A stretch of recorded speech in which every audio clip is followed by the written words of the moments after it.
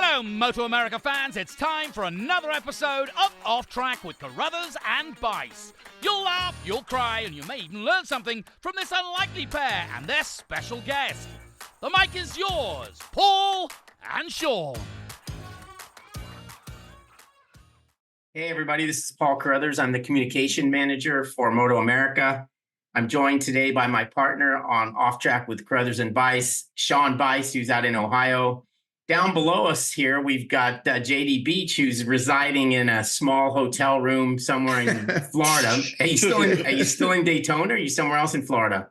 No, I'm in Palm Coast, which is about 30 minutes north of the track, and me, Dallas, and Daniels, and Tom Drain we're all renting a house. So we've been down here since January 5th, and we're here until Daytona. And of course, I'm not racing Daytona, but I'm just here with them, and we're doing some training and some riding and stuff like that. So tell us a little bit about the Daytona 500. Have you been to that before? Yeah, so a couple of years ago, I went and watched some of the dual races. So like the ones that lead up to the big race. But this year, actually, they invited the guys that won at Daytona last year. Like, so Kyle and James Raspoy was there. They invited Cody Kopp, and then they also invited Dallas to come too. And I mean, of course, I didn't win anything last year at Daytona, but since I'm staying with Dallas, he brought me with him, and so me and Tom got to go, and we got to watch the race from. They call it level 6, which is Bill France's level. So like he's got a bunch of suites up there, and so we got to watch from up there. I mean, it was the best view ever, and it was like a once in a lifetime thing, and it was really funny because when I showed up to the track, like I went and parked, and I was trying to figure out where to go and how to get up there. And I kind of went up some stairs, and I was like, hey, I'm trying to figure out where to go. And they're like, okay, where are you going? I said, I'm trying to find level 6. And like, oh, well, come here this way, sir. You can follow us here. I'm like, oh, awesome. Yeah, they never let Sean and I go beyond level 1. Nope. Right. That's about it. That's pretty good. So JD, you're still hanging out with those Estenson people, I guess, huh? You still got something going on with that group. You went your own way this year, but you're still an Estenson rider. Let's put it that way. If you're hanging around with Dallas and Tom and those guys, huh? Yeah, I mean, I don't think I'd quite go that far with it. I definitely have a lot of respect for all the guys on the team, and I had a great time there. And I think for me, the team is just kind of moving in a different direction, and I'm not kind of in that plan with the team, and it's no secret that I'm a little bit older now, but for me, I still feel like I got a lot of racing left in me, and I think the team just they got two really young guys on the team, and they're great riders, and I don't think they saw a need for me there now. And I mean, as a racer, you're a contract worker, and my contract ran out, and they got what they needed out of me, and I feel like I got what I needed out of them. But we still get along, and I mean, I've got nothing against the team, and so it is great to still get to train and ride with Dallas and Tom, and still kind of get it. It's good for all of us because they're younger and they push me to be better, and with me, I kind of push them to kind of stay on a schedule and stuff. So man, it's good. So you're like the dad over there now. Yeah, I guess. Yeah. Yeah, good luck with keeping on that schedule. So anyway, well, the way I look at it is AFT's loss is MotoAmerica's gain, because we finally get you back and we get you back full time, which is like, I mean, what I think everybody in the paddock's happy to see that. You're going to be riding a Tytlers cycle, racing BMW in the Superbike class. So, from talking to you the past couple of years, I always got the feeling that's kind of what you wanted to end up doing again. And I know it took a while, but you actually made it happen. And I mean, you got to be ecstatic about it. Yeah, I'm really excited about it, and I'm looking forward to it. And because I feel like road racing, I never got to finish what I started, and dirt track has always been something that's been close to my heart, because that's what I grew up doing, and I definitely I wouldn't change what I did the last few years. I think as a person and as a rider, I grew a lot, and I learned a whole lot. But for me, I want to be on a Superbike, and I want a chance at going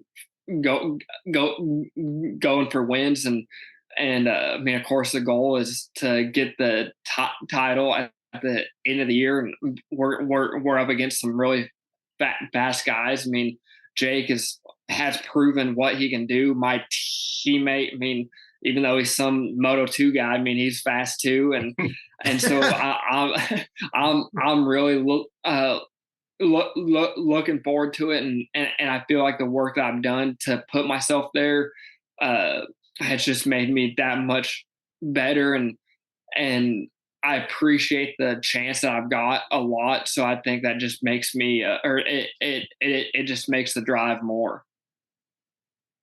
JD, I don't know this for a fact, but I'm gonna guess based on next year. So, or last year. So Scott Jensen is probably going to be your crew chief this year. Is that the case? Yes. Yep. Okay. So, I mean, how perfect is that? The fact that you worked with him in the past at Road Race Factory, you've known Scott for a long time and everything. And it's like, I don't know, has he ever been your crew chief in the past? Yeah, I actually worked with Scott for two years, in 2012 and 2013. But after that, we stayed in touch, and I mean, it's not like we'd talk all the time on the phone, but every time I saw him, I mean, I would always make sure I went and said hi to him and stuff, because I really enjoyed the time that I had with him 10 years ago now. But I feel like every mechanic and crew chief that I've had in the past, I mean, racing me is my life, and it's so important. And so I enjoy having a connection with my crew guys. So it's really cool to get the chance to work with Scott again. Yeah, and I was just going to say, Paul, it's funny just about Scott. A couple things about him. One of them is, I mean, he's a former racer. We know that. I remember him racing. In fact, I think I remember him doing pretty well at Miller at one year when he raced. But he's the type of guy that you gotta really pay attention to what he's doing. And now that Pressure to Rise, he's been on that and shown what he's, how he communicates with riders.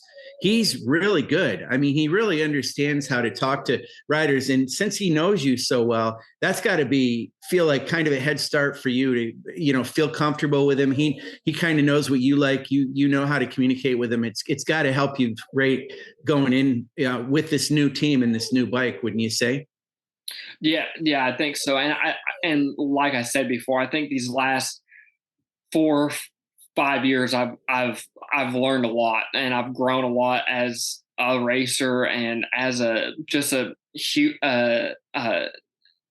human, and my eyes have opened a lot just to the world and how lucky we are to race motorcycles, and so I think that's helped a lot. And just the 2 tests that we've done, or that I've done with Scott, it's gone really well. And I feel like especially all that I learned developing the Essenson Twin has helped my skills, and at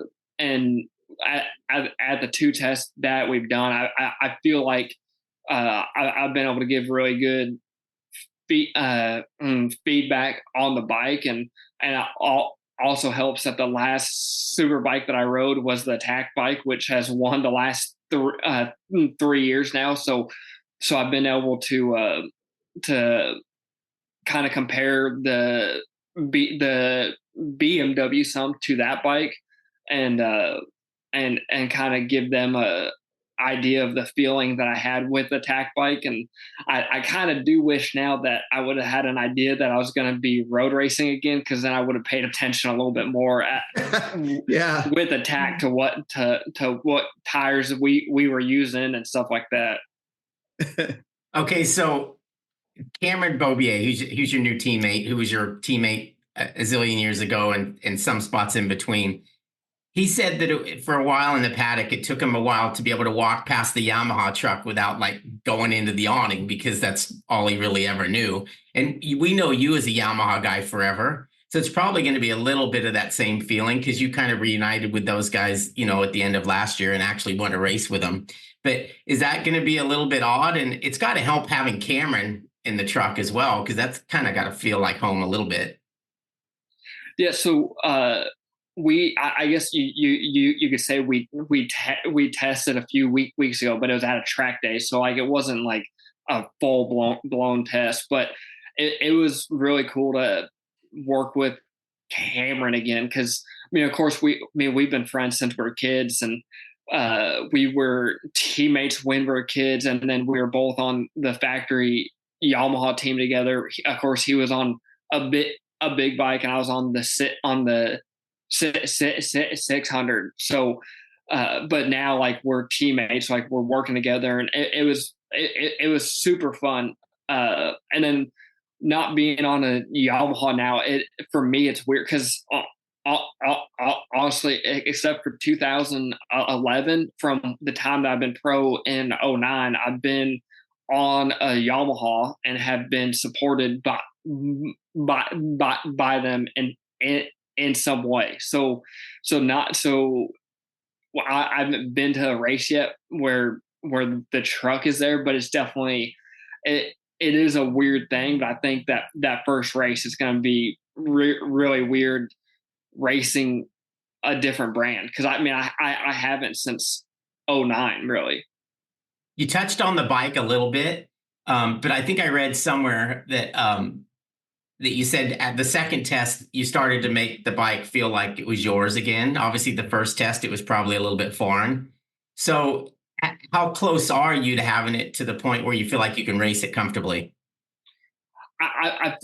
Honestly, I feel like we're pretty close. I mean, we haven't been to a track that we race at, but my times are pretty close to Cameron's. And of course, he hadn't been on a bike since Brainerd, but it's Cameron. He's won 5 Superbike and titles. He's qualified pole on a Moto2 bike.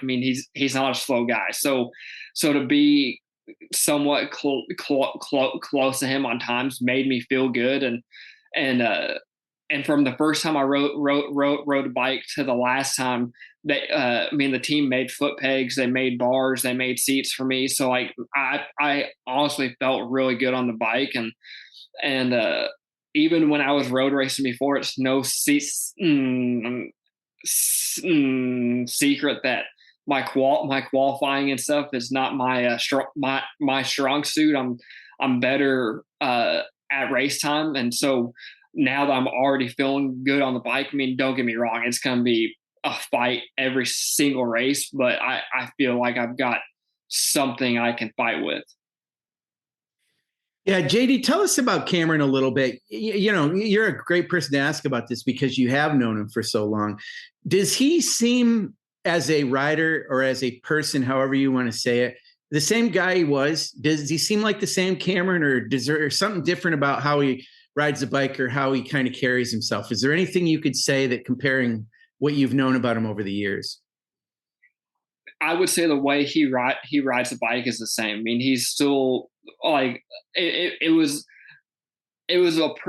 pretty awesome at the last test because we got to ride together some, and I remember racing against him in 2013 and I mean and even in 2019 and so I mean it was cool to watch him ride again because his style is super good, and it doesn't matter if he's on Yamaha, on a Moto2 bike, on a BMW. I mean, he's so smooth and so fluid. But as a person, he's got, just like all of us, we've all aged, and I feel like aging in racing, it can hurt you or it can help you, and I feel like we've both matured a lot and realize what racing means to us really, and I think with him being a dad now and spending 2 years in Europe and now coming back, like I think he realizes how cool racing is, and how lucky we are, and so, but also knows that there's life outside of racing, which is kind of weird because like all of us for so long, racing is the only thing that mattered, and for all of us, I mean, I think it still is, but we can kind of shut it off a little bit, and I think that's what's going to make us work well together, because what happens on the track happened on the track, but when we go back to the truck or we come up to the next round, like we can work together and try and make the bike better and make the team win. Who would have thought, I don't know, not that many years ago, that Cameron Bobier, JD Beach, and Garrett Gerloff would all be on BMW motorcycles. I mean, it blows my mind to even think that now. So, no, I was just gonna say when I signed my deal, it was kind of crazy because we all grew up racing together. We were all on the same team, and now me and Cameron are on the same bike, or the same team, but now we're all on the same bike. Is pretty crazy. I mean, especially because there's four or five brands we could be riding. It's all the same. Right. Well, I want to, that's the other thing. Paul kind of alluded to this a little bit, but the BMW and the Yamaha are both inline 4-cylinder. They're, high RPM motorcycles. It's obviously very different than a Ducati, but they have their own idiosyncrasies. Does it feel, and it's hard for me to even ask you this, JD, I couldn't answer it myself, even though you last raced a Yamaha Superbike, it was last year. So do you have enough muscle memory to notice, does it feel at all similar? Is it completely different than being on a Yamaha, or does it have some similarities? What I like to say is both bikes have things that they do good, and both bikes have things that aren't as good. And the bike that's going to win is the bike that you can improve its weaknesses a little bit, and then keep the things that it does good. And I think between the two bikes, there's stuff that I feel like it does the same, but then there's stuff that is quite a bit different between the two. But I think for me, one thing that's helped a lot is other than the last 3 rounds I did last year, I really haven't road raced that much since 2019. And so getting on the BMW, I'm not searching for a feeling. Like, I'm not trying to make it feel like a Moto2 bike, or trying to make it feel like a Ducati or a Yamaha or whatever. Like, I'm just trying to make it feel good for me. Like, I'm not looking for it to feel like something. Okay, gotcha. But you may have reacted the same way. I think we think that where we know that Cameron did when you got on that bike and twisted that throttle, you realize that thing's got a lot of power, right? You notice that. Yeah, it definitely has a lot of power, but if you can't use it, it doesn't matter. True. Right. Yeah, that is true. And getting that power to the ground is important. Have you noticed, did you test any different tires, or did you just kind of test what you had last year? And is there been anything different this year about that bike tire wise? No, from before? We haven't gotten into that yet, just because we've been doing track days and stuff. So it's kind of hard to test tires, because you get 2 or 3 clean turns and then you're behind a few guys, and then you get maybe 1 or 2 turns, and to get clean laps, it's kind of hard. And so when you're doing that, your tires are warming up, cooling down a little bit, warming up, so it's just not consistent. Yeah. One thing about you, as many years as you've raced and as many different types of racing as you've done in terms of flat track and road racing on different size bikes and brands of bikes, you haven't really done the Daytona 200 that much, have you? No, I've only done it, I guess 11, 12. I've done it 4 times. Oh, more than I thought. Okay. Yeah. I wasn't sure it was that many even. With 32 super sport wins, it seemed like he'd be the guy to have on a bike at the Daytona 200. Yeah. Sean and I were talking earlier about, we know you've got that bike, but we were going to try to chip in with some gas money or something. You think we can make that? You think we can make the Carruthers and Bice radio show or podcast on your bike? Make that work? Yeah, we're gonna have to chip in a lot, because I gotta get quick change stuff. I gotta get a motor. I gotta get suspension. No, that's definitely something that I would like to do next year if I'm road racing again. It was something that I thought about doing this year, especially because I'm gonna be there and I'm gonna be watching. So it kind of sucks, but for me, this might be my last shot at a superbike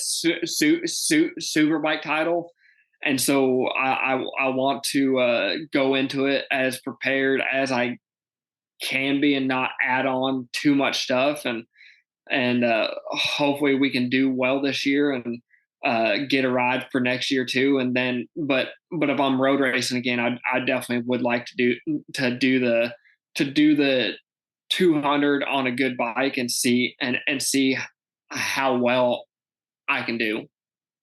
And not to pat ourselves on the back, but I mean that race has come a long way again. It's like, it has. Sean and I were talking earlier. I'm doing a story where it's like I'm going to break out the 15 guys that we think have a chance to win. But it was hard to narrow it. I mean, it was hard to narrow it down to 15. Normally, you'd be trying to find 15, right? But I mean, there's 20 guys that could potentially win that race.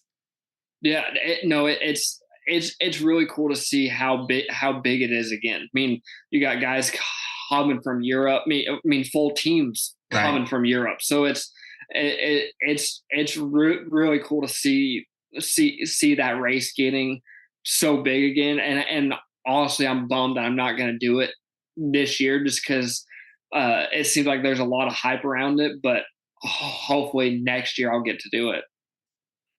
We were talking to Jake Lewis about this, JD. So, we've done this before. We've celebrated the fact that the OWB gang, so to speak. I mean, you guys rode bicycles together and trained and all that. And now a lot of you guys are back. Obviously, Roger now is in the booth. But it's kind of backed a little bit to what it was. Nick McFadden was one that hadn't been back as much, but it's changed a little bit, right? Because you guys don't maybe ride bicycles as much. Jake's got a turn track at his place. You've got your track. Do you guys get together and ride like you used to still? We do, not like we used to. But we've all grown up some, and life has changed some. But I would say I spend just as much time with Jake and Hayden as I used to, but just differently. Like, it's no secret that I love to ride bicycles and mountain bikes and dirt bikes and stuff, and so my day is based around that. But me and Jake and Hayden spend a lot of time riding turn tracks and motocross and stuff like that, and then me and Hayden will ride mountain bikes, and of course Hayden has two kids now, and Yes. And I'm Uncle I'm Uncle JD to the kids, and the majority of the time that I spend with Hayden is usually with the kids, just because I mean it's a lot of fun. But actually, like the last month I've been in Florida, Hayden's been down here too because he's tested some and stuff like that. So he's been riding motocross with me too, and so no, it's not like it used to be, but we still do spend probably just as much time together riding and doing stuff. That's great to hear. I'm glad to hear that you guys are still doing that. I mean, I'm not dropping names at all here, but I will tell you, I had to call Hayden this morning and talk to him. I don't even know. I thought he was home. I didn't know is he in Florida right now? He just got home okay. Like 2 days ago, but then he's coming back next week. So. Okay. Yeah. No, it's cool that you guys are all kind of back and doing your thing again. It feels a little bit like how do I put this the right way? You're still young. It feels a little bit like you have raced a long time. You're getting towards I wouldn't say the end of your career on the track, but you kind of sense that a little bit, which surprises me. I feel like you could keep going for a long time, but just because of the way opportunities are, I totally get that. Not everybody is Josh Hayes and just is able to keep it going that long. But is it do you think you're always going to be at some kind of a track? Will it be a road racing track or will it be a flat track later on down the road? Yeah, for me, I mean, I definitely, there's going to be an end someday, but right. I don't plan on being done for a long time. I mean, okay. if I could race another 10 years, I'll race another 10 years. If I race 15 more years, I'll race 15 more years. I love it, but I've learned a lot and I've grown a lot, and I've realized to kind of live in the moment a little bit more and appreciate what I'm getting to do. Because when you're 20, 25 and the older guys are telling you it goes by fast, like you don't believe it. Okay. But now I've gotten to that point. I'm like, it does go by fast. And so I've realized I've got to appreciate the chances I get to do and the people that I get to be with. And honestly, like, I'm so blessed and lucky that I get to wake up every day with a purpose, and that purpose is to be the best I can be on a motorcycle. And as long as I wake up every morning like I do now, and the first thing I think about is racing, I'm gonna keep racing. But I know I got to enjoy it and not let it kind of blend together. And when I do good at a race, like celebrate that win or that podium, because you never know when it's going to be done. And so I like to kind of live that way now and just really take it all in. Well, speaking of wins and podiums, how difficult it is going to be when Peoria TT shows up. Yeah. On that weekend is in August or whenever it is. Is that going to be a little heartbreaking for you? I mean, I would lie if it wasn't, but I feel like I did my time at the dirt track races and I proved what I could do, and my goals have changed for this year, and I mean it would definitely be cool to see if I could keep that streak going, because I've won it the last 3 years, but that track is a hard track, and it doesn't bug me too much that I'm going to be watching that one set of racing. Right, I get it. Yeah, along those lines, JD, so I think about you. It's hard for me to almost remember that you were a flat track kid from the Pacific Northwest, but let's talk about this for a minute. You're originally from, I'm going to say, I think it's pronounced Puyallup.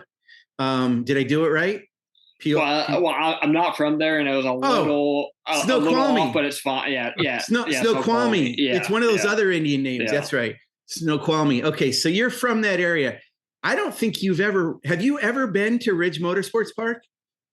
No, I haven't, because I've actually lived in Kentucky longer than I lived out there. Right, and, exactly. And I mean, as far as I don't think. I mean, the Ridge is a fairly new track, so yes. So no, I haven't been to that track. I mean, of course, I've watched all the rounds from there, and it looks like it's kind of a hard track to learn just because all the blind stuff. So that's definitely a trip I plan on making before we go race there, so I can at least go ride for a day and try and learn the track a little bit. But I mean, it's cool though. Like you said, you've been in Kentucky longer than you were in Washington, but it's where you were born. So it's kind of interesting. Oh, yeah. It almost feels like you're going back home. It's like, it'll be interesting. You were so young then. I don't even know if you would say, oh yeah, I remember this. You probably necessarily wouldn't. And you've probably been back there since then, obviously, to visit and everything. So it's not like it's completely foreign, but it's cool that we're kind of going back to your home roots, so to speak, I guess, to check that out. Yeah, no, it is cool. And I've actually been back there, I guess, the last 2 or 3 years, because there was a dirt track race there too. So that's right.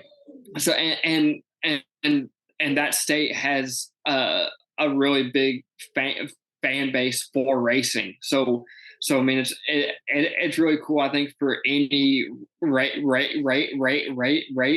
series to go there and race, because I mean, it's no secret that they get a lot of rain and stuff there. So I think during the nice months, people love to be outdoors and go and watch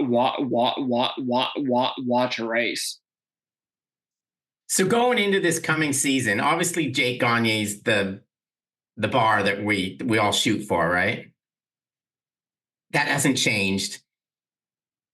Where do you see yourself, like, at least early in the season? I mean, it must be kind of cool that you can at least think back, okay, the race was in the rain, but you still won a race.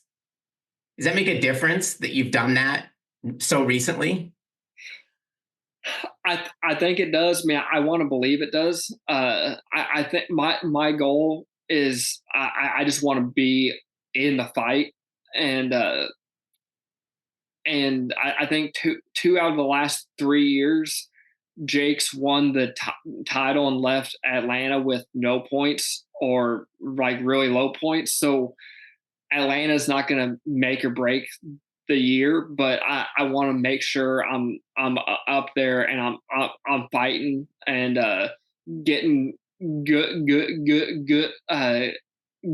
points to build off of. And I mean, I think the way I rode at Coda and Jersey, I mean, of course, Coda or Jersey was in the rain, but I got 2 podiums there, and then Coda I got third the first day, and honestly, the second day, like, I felt like I had pace to be up front, but I made that mistake the first start, and then I started at the back of the grid, and I just got antsy the first lap and crashed, and unfortunately took out Skoltz too.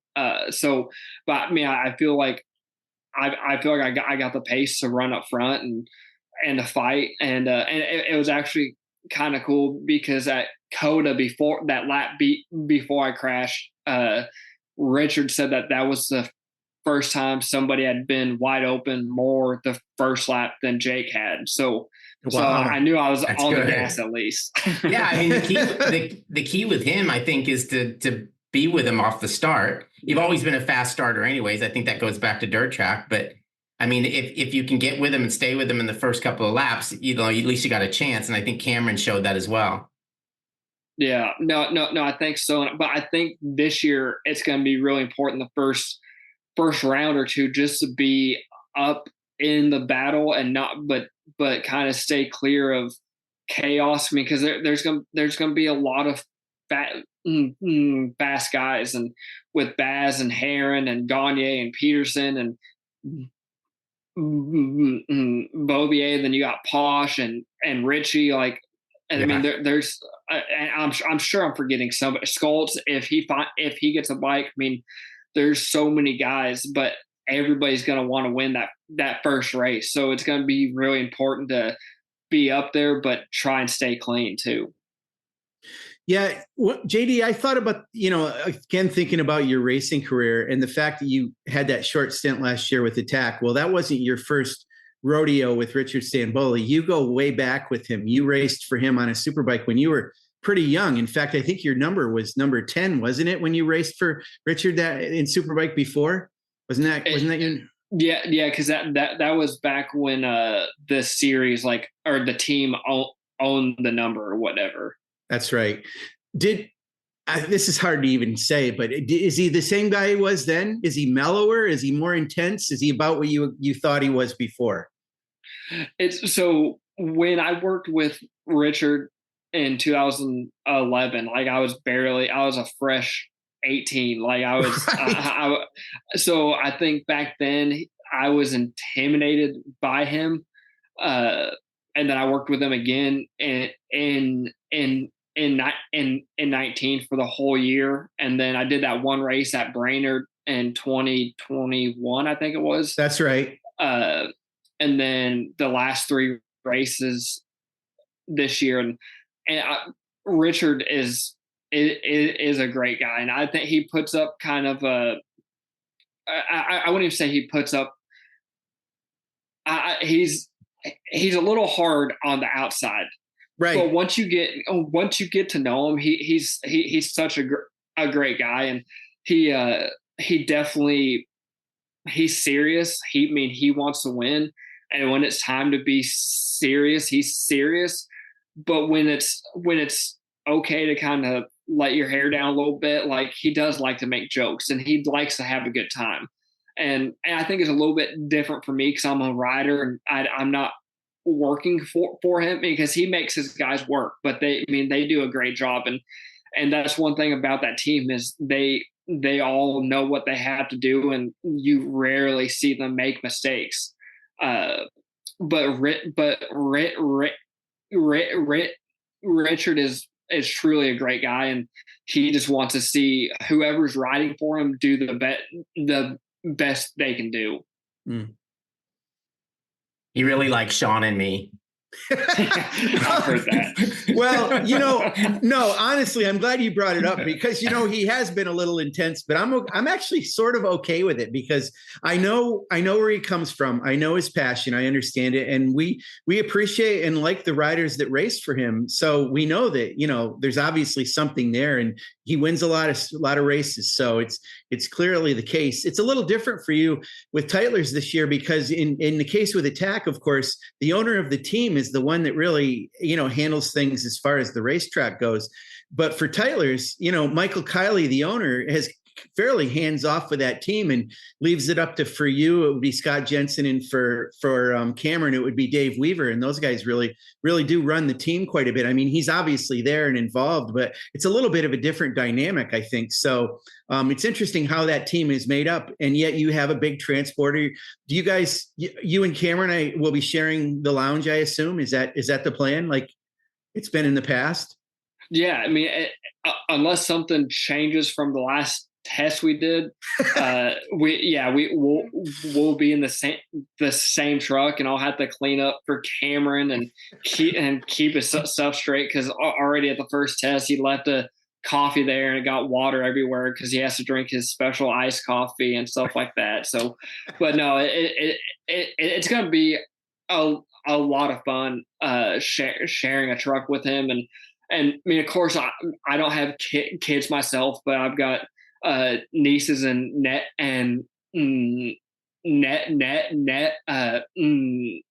nephews now, and it's for me, it's a lot of fun because I get the fun side of the kids and I get to swallow them and then you hand them back. have fun. Yeah. And then give them back. So it's going to be cool. Cause I'm not a dad, but I can kind of relate to Cameron a little bit, like having a child in your life. So when I'm around him, I can talk to him about it some, and it's going to be cool whenever he can bring his son to the track too. Yeah. Wasn't it Gagne that said that he had smelly socks? That Cameron has smelly feet? Cameron does have a little bit stinky gear. And he has stuff everywhere. Yeah. And like something explodes. Actually, speaking of his stuff everywhere, he had so much stuff in the truck. I had to, because I drove to the test that we did. I loaded a bunch of his stuff up in my van to ship back to him to get stuff out of the truck. And I still got stuff at the house because from Florida to California, it costs so much to ship. So I'm going to drive home with it to Kentucky and then ship it. That's funny. Hey, JD, one thing I want to ask you, your location in the country, similar to my situation, I am able to drive to a fair number of the rounds. Well, obviously you're a superbike rider at this point, so maybe it's not going to work that way, but you're kind of famously known for driving your van to a lot of the rounds. Are you still going to try to do that with as many of them as you can? Yeah, so actually this year, at least for at Atlanta, the plan is, because Hayden goes and he camps out and he has his kids and his wife there. And so my plan right now, and I'm doing it for at Atlanta for sure. I mean, so I'll drive there, and I rented a RV for the track so I can camp next to Hayden, but I don't have to listen to the kids cry at night. And just kind of make it more of a family thing and really enjoy being at the track. And my plan now is I'm actually going to bring one of my dogs too. So hopefully if I get on the podium, I can bring him up there. So because I know Chuck just loves it. So. Yeah, get me in trouble. Oh, that was actually the scene of the crime, wasn't it? It was Atlanta. Yeah. It was Atlanta. That was so awesome. I'll never forget it. And by the way, a couple of things. I'm glad you brought this up because it was so cool that you did that video about signing your contract with Phoenix, right? Phoenix, yeah. Phoenix, yeah. So one of the things I want to say, in today's National Pet Day, and I know we've got a couple of new people in our group, and I think they reached out to you about your dog, and they didn't realize you have. Is it 6 or 5 dogs? Well, so between the family, we have five dogs, but Frankly and Madeline, they have 2 dogs, and then we got 3 at the house. But since I'm the only one that doesn't have a normal job, whenever I'm at home, I babysit the dog. So then I'll take them for rides and play ball and stuff like that. They all seem to get along really well, and they're not all the same size. Some of them do look a little bit alike, but you got a couple of them that are a little smaller. So you don't ever have trouble telling them apart, do you? No, it's funny because like I could see them across my field, and I can tell which dog is which. But when people come over, they're like they can't tell the 2 apart when they're standing right there. It's funny how, to me, I mean, I could tell there's one of them I think is a little bit smaller, but so a few weeks ago, was it Phoenix that took off? Like one of them took off. Yeah, no, that was Nash. Nash. Yeah. So he's still really young, and I don't know why, but like January 4th or something like that, somebody just set off fireworks at night, and I think it spooked him, and he ran off for the night, but luckily he came back the next morning.